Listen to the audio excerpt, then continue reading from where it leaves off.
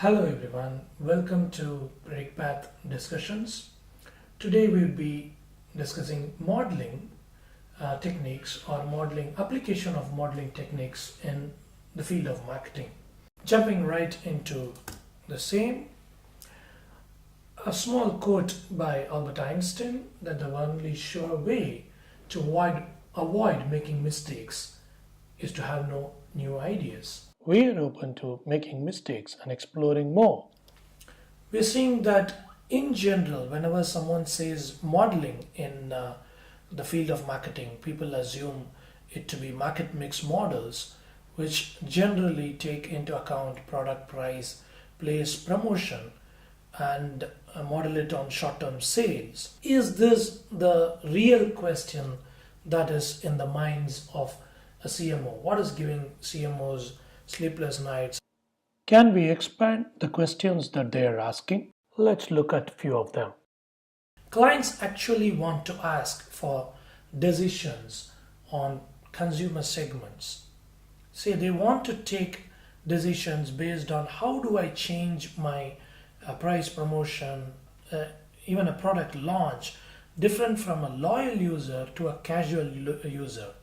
How do I manage when there are multiple definitions of a user? There may be a project owner, there may be an influencer of the products being purchased, and there may be an end consumer who is using the final product. So how does a marketer actually address all those parties who are forming as a part of the journey to the end sales? Clients actually want to ask for decisions on channels. So there may be different kinds of channels in an FMCG or a CPG context. You might see that there are small outlets, small stores, medium-sized stores, large hypermarts, then there is online sales, and in case of durables, there is a single brand outlets vis-a-vis multi-brand outlets, so on and so forth for each category of business.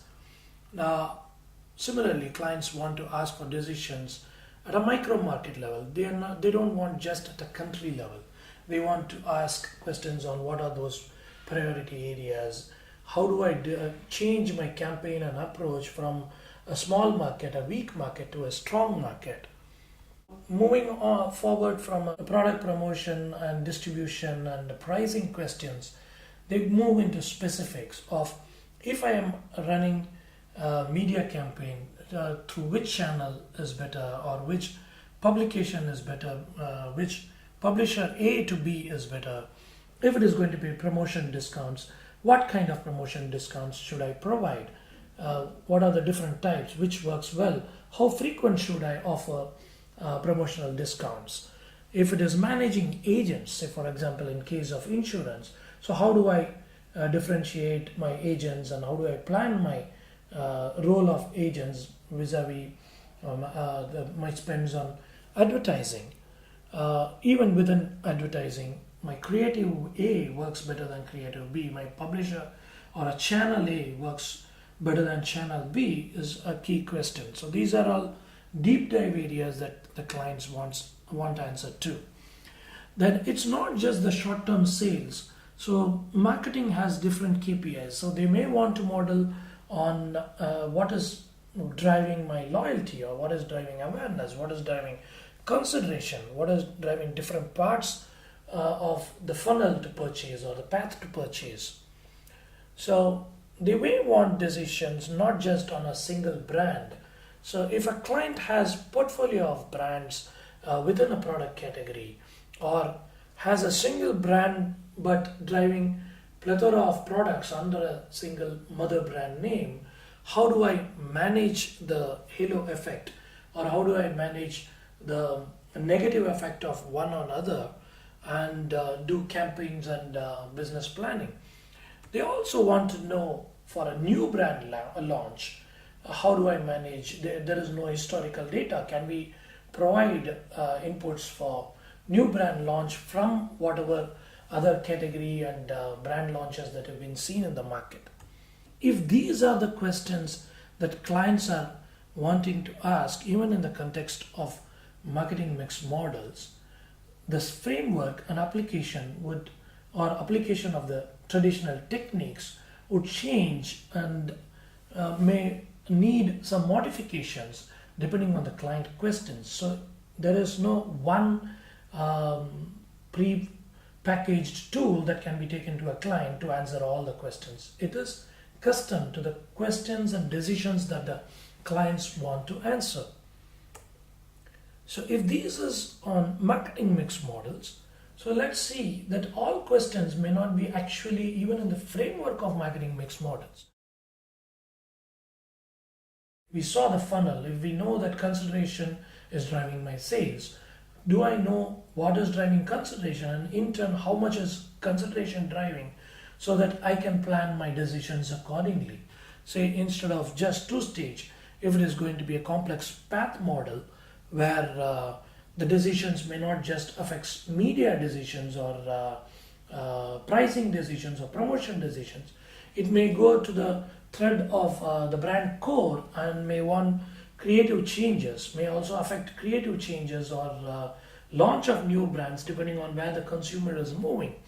So it may not be done in the same framework as typically viewing a market mix model, which usually is on a short-term driver or a short-term KPI, and drivers affecting that short-term KPI, like say sales. Say we have identified there are different drivers of sales, but if there is a large spend, say on TV or digital campaigns alone, or trade marketing alone makes the biggest investment, how do I manage that one single channel with more dynamic level decision making, or keeping a track of the modeling process much frequently as compared to whatever we saw earlier might be a strategic decision. Say in case of marketing mix models, might be an once a year, once a quarter discussion, whereas you may want to do a deep dive in digital at a weekly level and give tactical inputs. Now that framework would be quite different from the way a typical mix model is done. Category forecasting, it is quite different from mix models, but may affect, if say a category is moving much slower than than earlier years, and if one advertiser has been aggressive enough to keep some large targets, and he has gone ahead and produced goods, say that they are perishables, then there is a huge wastage if the category in it is expected to slow down. So we can avoid those slowdown mistakes if we also keep track of where the category is heading. On the other way around, if the category is moving much faster than earlier years and the advertiser continues to move in the same pace, then again we are bound to lose in the race for the market share or future growth. So both can be addressed by keeping track of category forecasting.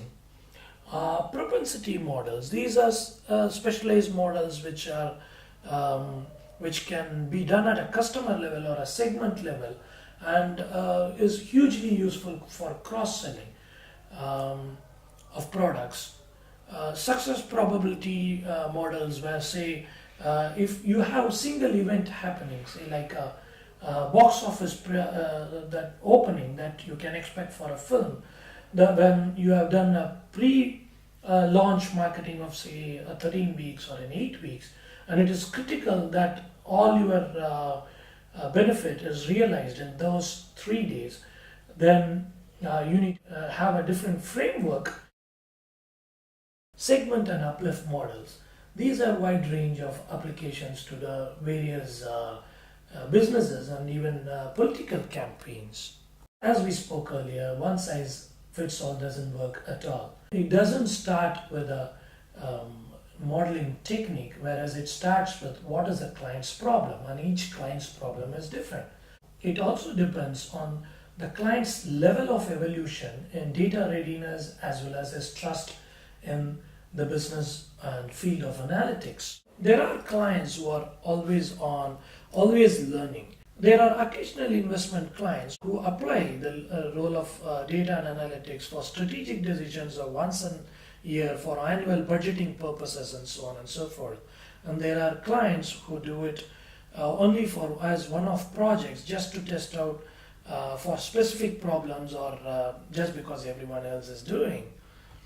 And I'm borrowing a slide from the Gartner, which actually puts the level of evolution on various clients who are designing from hindsight to foresight in case of marketing analytics, and are differing from using descriptive analytics to prescriptive analytics. If we had an hour to solve, we would rather spend 55 minutes on thinking about the problems. So tell us your challenges.